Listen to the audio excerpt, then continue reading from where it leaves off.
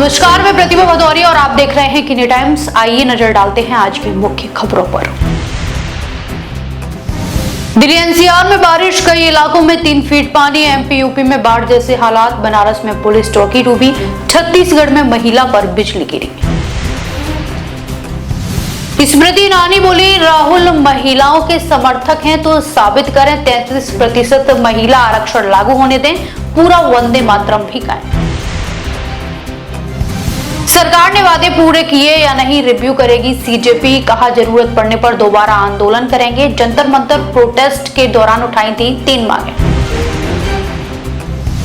Iran Hormuz में जहाजों से टोल वसूलेगा। संसद की मंजूरी। रियाल और पसंद की करेंसी में पेमेंट लेंगे, बदले में सुरक्षा और इंश्योरेंस देगा। जापान में 6.0 तीव्रता का दूसरा भूकंप। टोक्यो के पास आए झटकों में 40+ लोग घायल हुए थे। अगले 7 दिन तक फिर भूकंप की चेतावनी। आइए रुख करते हैं बड़ी खबरों का। बीजेपी नेता स्मृति ईरानी ने राहुल गांधी पर निशाना साधते हुए कहा कि अगर वे महिलाओं के अधिकारों के समर्थक हैं तो उन्हें 33% महिला आरक्षण लागू कराने का समर्थन करना चाहिए। उन्होंने राहुल से पूरे वंदे मातरम के गायन का समर्थन करने को भी कहा। स्मृति ईरानी ने कहा कि वंदे मातरम के अंतिम 2 पद देवी दुर्गा को समर्पित हैं। दरअसल राहुल गांधी ने पुणे में छात्राओं से बातचीत के दौरान पितृसत्ता और मनुस्मृति की मानसिकता पर सवाल उठाए थे, जिसके बाद बीजेपी की ओर से पलटवार किया गया है।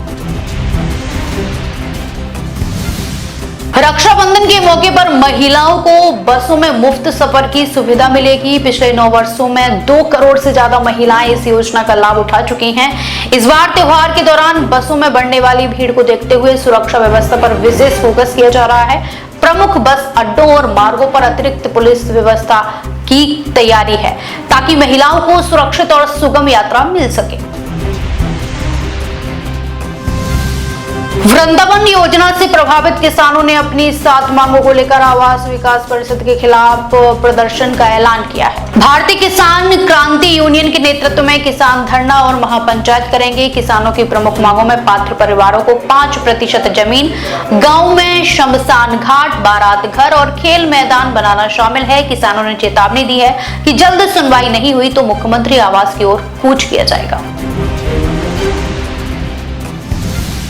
दिल्ली एनसीआर में सोमवार सुबह तेज बारिश से कई इलाकों में जलभराव हो गया। संगम विहार, दुर्गा विहार और कनॉट प्लेस में 3 से 4 फीट तक पानी बढ़ने की खबर है। कई घरों और दुकानों में पानी घुस गया और सड़कों पर वाहन फंस गए। वहीं यूपी के 19 जिलों में बाढ़ जैसे हालात हैं।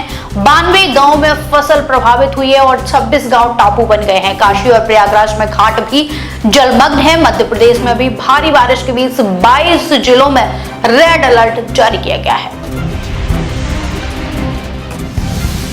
बिहार सरकार ने स्टूडेंट क्रेडिट कार्ड योजना के तहत छात्रों को 4 लाख रुपए तक लोन देने का फैसला किया है। योजना को लेकर चल रही चर्चाओं के बीच सरकार का यह कदम महत्वपूर्ण माना जा रहा है। मुख्यमंत्री सम्राट चौधरी ने 4 दिनों में 2 बार राज्यपाल से मुलाकात की। योजना का उद्देश्य छात्रों को उच्च शिक्षा के लिए आर्थिक सहायता उपलब्ध कराना है ताकि पैसों की कमी पढ़ाई में बाधा न बने।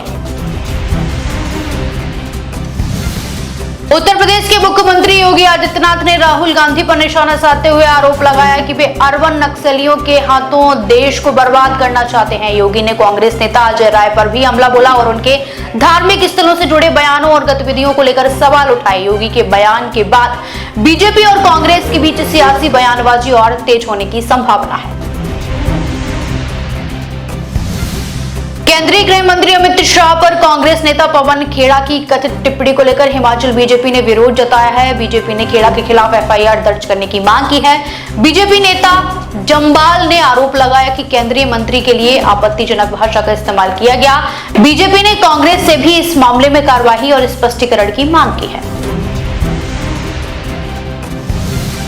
ईरान की संसद ने स्ट्रेट ऑफ हॉर्मुज से गुजरने वाले जहाजों से टोल वसूलने के प्रस्ताव को मंजूरी दी है। रिपोर्ट के मुताबिक भुगतान रियाल या जहाज की पसंद की मुद्रा में लिया जा सकता है। इसके बदले ईरान की ओर से सुरक्षा और इंश्योरेंस सुविधा देने की बात भी कही गई है। हॉर्मुज दुनिया के सबसे महत्वपूर्ण तेल मार्गों में से एक है, इसलिए इस फैसले का अंतर्राष्ट्रीय व्यापार पर असर पड़ सकता है। जापान में 6.0 तीव्रता का एक और भूकंप आया है। इससे पहले टोक्यो के पास आए झटकों में 40 से ज्यादा लोग घायल हुए थे। नए भूकंप के बाद प्रशासन ने लोगों को सतर्क रहने की सलाह दी है। अगले 7 दिनों तक संभावित भूकंपीय गतिविधियों को लेकर चेतावनी दी गई है। लोगों से आपात स्थिति के लिए तैयार रहने और सुरक्षित स्थानों की जानकारी रखने को कहा गया है।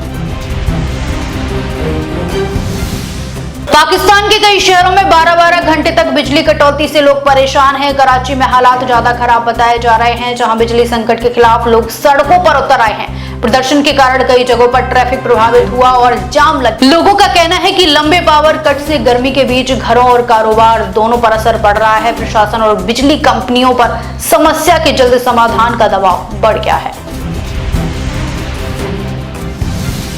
देश और दुनिया की तमाम बड़ी खबरों के साथ जुड़े रहिए हमारे साथ और देखते रहिए किनी टाइम्स। देश विदेश की तमाम बड़ी खबरों के लिए देखते रहें किनी टाइम्स। वीडियो को लाइक करें, चैनल को सब्सक्राइब करना ना भूलें।